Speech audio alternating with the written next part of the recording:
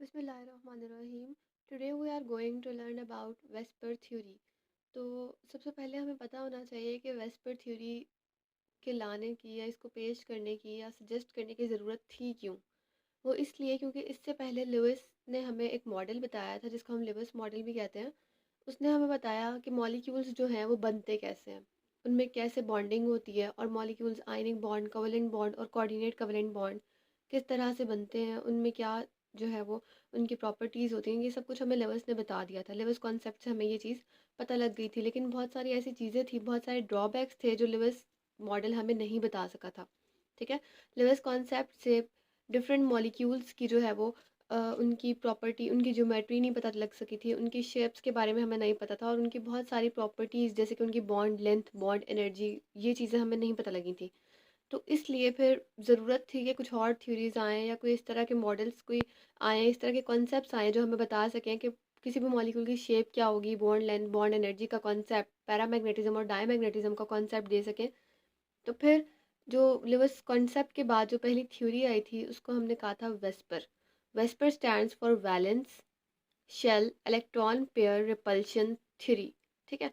तो ये जो है, इस थ्योरी को सजेस्ट नहीं किया था इन्होंने, बल्कि इन्होंने सजेस्ट की, सिडविक ने और पावल ने सजेस्ट किया था कि मॉलिक्यूल्स जो हैं उनकी जो ज्योमेट्री होती है वो सिर्फ और सिर्फ बॉन्ड पेयर्स जो हैं वो नहीं बताते, बल्कि लॉन पेयर्स का भी रोल है। मतलब कि किसी भी मॉलिक्यूल की जो भी ज्योमेट्री होगी उसमें जो रोल प्ले कर रहा है वो सिर्फ बॉन्ड पेयर नहीं है, बल्कि लोन पेयर का भी कोई ना कोई रोल होता है। ठीक है। इन्होंने ये सजेस्ट किया था। इनके सजेशन के बाद 1957 में गिलिप्सी और नेलहोम ने वेस्पर थ्योरी जो है वो इंट्रोड्यूस कराई। ठीक है। तो ये जो मैंने लिखा suggested by Sidgwick and Paul, ये इन्होंने ये वेस्पर थ्योरी नहीं सजेस्ट की थी, बल्कि इन्होंने ये कहा था कि ज्योमेट्री जो होती है किसी भी मॉलिक्यूल की वो या बॉन्ड पेयर और लॉन पेयर दोनों से डिसाइड होती है। ठीक है। क्योंकि इससे पहले ये माना जाता था कि किसी भी मॉलिक्यूल की जो ज्योमेट्री होती है वो सिर्फ और सिर्फ बॉन्ड पेयर डिसाइड करता है। ठीक है। यानी कि उसके मॉलिक्यूल के अंदर जो बॉन्डेड पेयर्स ऑफ इलेक्ट्रॉन्स हैं वो बताते हैं कि ज्योमेट्री क्या होगी। लेकिन बाद में जो है सिडविक ने और पाउल ने ये नोटिस किया कि नहीं, सिर्फ बॉन्ड पेयर नहीं बताता बल्कि लोन पेयर का भी कोई ना कोई रोल ज़रूर है। लेकिन इस बारे में वो कोई फर्दर डिटेल नहीं बता पाए थे, जो कि बाद में गिलिप्सी और नेलहोम ने वेस्पर थ्योरी पेश की तो फिर इन्होंने बताई। ठीक है। तो हम पढ़ेंगे कि वेस्पर थ्योरी क्या थी, उसकी असम्पशंस क्या थी, उसके पोस्टुलेट्स क्या थे। ठीक है। तो इसमें वेस्पर थ्योरी का जो मेन मोटो था या जो मेन इसकी स्टेटमेंट थी वो थी कि इलेक्ट्रॉन पेयर्स जो हैं, इलेक्ट्रॉन पेयर्स में हमारे पास दोनों चीज़ें आ जाती हैं, बॉन्डेड पेयर भी और लॉन पेयर भी। ठीक है। मतलब बॉन्ड पेयर ऑफ इलेक्ट्रॉन्स भी और लॉन पेयर ऑफ इलेक्ट्रॉन्स भी दोनों। तो इलेक्ट्रॉन पेयर जो है वो stay away from each other as much as possible. इसका क्या मतलब है कि इलेक्ट्रॉन पेयर यानी बॉन्ड पेयर और लॉन पेयर एक दूसरे से इतना दूर रहते हैं जितना दूर वो रह सकते हैं। मतलब कि अलग अगर वो करीब करीब हो ना तो वो आपस में रिपल रिपल करते रहते हैं एक दूसरे को, इतनी दूर दूर चले जाते हैं कि एक दूसरे पर कोई भी फोर्स नहीं लगा रहे होते। ठीक है। तो इसकी बेसिक असम्पशंस क्या थी कि मैक्सिमम डिस्टेंस होता है और मैक्सिमम स्टेबिलिटी होती है।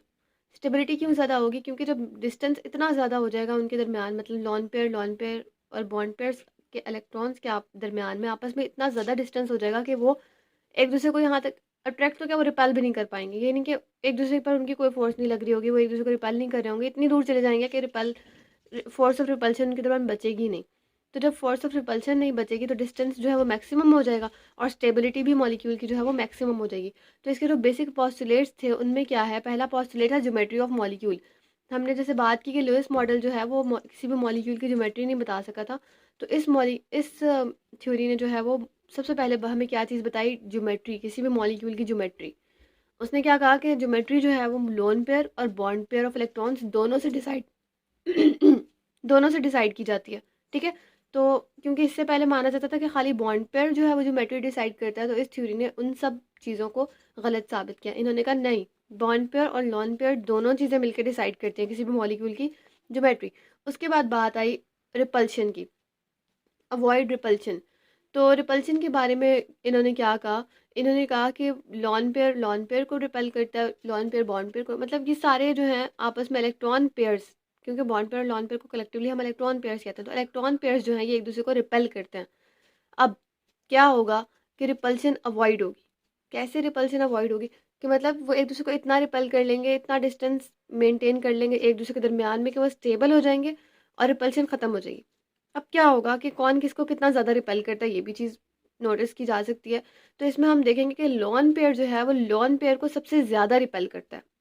ठीक है, फ़र्ज़ करें यहाँ पर, जैसे यहाँ पर एक लॉन पेयर है, अगर यहाँ पर एक और लॉन पेयर होता ना, तो इनके दरमियान मैक्सिमम डिस्टेंस होता। ठीक है, एक दूसरे को इतना रिपेल कर चुके होते कि ये दूर दूर होते और ज्योमेट्री इसकी चेंज हो जाती। उसके बाद लॉन पेयर और बॉन्ड पेयर, रिपल्शन जो है लॉन पेयर और बॉन्ड पेयर के दरमियान ज़्यादा होगी, और सबसे कम रिपल्शन जो है वो बॉन्ड पेयर और बॉन्ड पेयर के दरमियान होगी। इसीलिए आप ज़्यादातर मॉलिक्यूल्स में देखेंगे कि जिनमें लॉन पेयर्स दो है ना, वो लॉन पेयर्स दूर दूर है, लेकिन जो बॉन्ड पेयर्स है वो फिर भी कुछ ना कुछ करीब करीब है। अब जैसे यहाँ पर आप देख सकते हैं कि इसकी ज्योमेट्री इस तरह नहीं है, मतलब यहाँ पर नहीं है ये बॉन्ड एच के साथ, इस तरह हो सकती थी ना, इस तरह कि मतलब एक एच यहाँ होता, एक एच यहाँ होता और ऊपर एक लॉन पेयर होता और नीचे एक एच होता, लेकिन नहीं, इस लॉन पेयर को ज़्यादा स्पेस चाहिए। क्यों? क्योंकि एक ही मॉलिक्यूल के दरमियान में, इसके ऊपर कोई रिस्ट्रिक्शन नहीं है। मतलब यहाँ पर जो इलेक्ट्रॉन्स हैं, मतलब बॉन्डेड पेयर ऑफ इलेक्ट्रॉन्स जो यहाँ पर हैं, ये नाइट्रोजन और हाइड्रोजन के दरमियान में है, ये इतना फ्रीली मूव नहीं कर सकते। यही वजह है कि बॉन्ड पेयर जो है ये कम स्पेस लेता है, जबकि लॉन पेयर जो है ये ज़्यादा स्पेस ऑक्यूपाई करता है। तो एक लॉन पेयर होगा तो ज़्यादा स्पेस लेगा, और अगर दो होंगे तो उससे भी ज़्यादा स्पेस, और ये आपस में एक दूसरे को भी रिपेल कर रहे होंगे लॉन पेयर्स, तो इनके दरमियान रिपल्शन जो है वो सबसे ज़्यादा होगी। इसलिए हमने कहा कि लॉन पेयर को सबसे ज़्यादा रिपेल करता है। फिर उसके बाद लॉन पेयर और बॉन्ड पेयर की फोर्स ऑफ रिपल्शन ज़्यादा होती है बनिस्बत bond pair to bond pair. तो अगर पूछा जाए कि सबसे कम रिपल्शन किस में होती है, तो हम कहेंगे बॉन्ड पेयर में। ठीक है, उसके बाद नेक्स्ट क्या है हमारे पास, लॉन पेयर। वही जो हमने कहा lone pair occupy more space, इसमें भी वही बात आ जाएगी कि लॉन पेयर जो होता है वो ऑक्यूपाई करता है ज़्यादा स्पेस बनिस्बत बॉन्ड पेयर के। तो इसमें आपको अगर सवाल पूछा जाए तो आप बता सकते हैं, क्योंकि लॉन पेयर जो है वो एक सिंगल एटम के ऊपर होता है, उसको फ्रीली मूव कर सकता है ये। ठीक है, बनिस्बत बॉन्ड पेयर, क्योंकि बॉन्ड पेयर को अगर आप देखें ये दो एटम्स के दरमियान ऑक्यूपाई इलेक्ट्रॉन्स है। ठीक है, तो ये जो है वो फ्रीली मूव नहीं कर सकते। उसके बाद है मल्टीपल बॉन्ड्स। मल्टीपल बॉन्ड्स की भी बात की वेस्पर थ्योरी में। उन्होंने क्या कहा कि मल्टीपल बॉन्ड से ज्योमेट्री इफेक्ट नहीं होती, यानी कि अगर सिंगल बॉन्ड है, डबल बॉन्ड है या ट्रिपल बॉन्ड है, तो इससे ज्योमेट्री पे कोई इफेक्ट नहीं पड़ेगा। ऐसा नहीं है कि सिंगल बॉन्ड है तो लीनियर होगी, डबल बॉन्ड है तो लीनियर नहीं होगी। ठीक है, तो इसमें उन्होंने क्या कहा कि जितने ज़्यादा बॉन्ड्स होंगे ना, उसकी ज्योमेट्री पे कोई फर्क नहीं पड़ेगा। हाँ, बॉन्ड एंगल ज़्यादा हो जाएगा। बॉन्ड एंगल कैसे ज़्यादा हो जाएगा ये हम आगे देखेंगे। उसके बाद क्या है थर्ड पॉइंट, कि जितने ज़्यादा इलेक्ट्रॉन्स होंगे, अब देखें क्या होगा। ये हमारे पास कार्बन कार्बन के दरमियान सिंगल बॉन्ड है, ज्योमेट्री क्या है, लीनियर। कार्बन कार्बन के दरमियान ट्रिपल बॉन्ड है, ज्योमेट्री क्या है, लीनियर। ठीक है, तो मतलब कि बॉन्ड्स जो है वो डिसाइड नहीं कर रहे ज्योमेट्री। कोई भी बॉन्ड हो, डबल हो, ट्रिपल हो, उससे ज्योमेट्री इफेक्ट नहीं होती।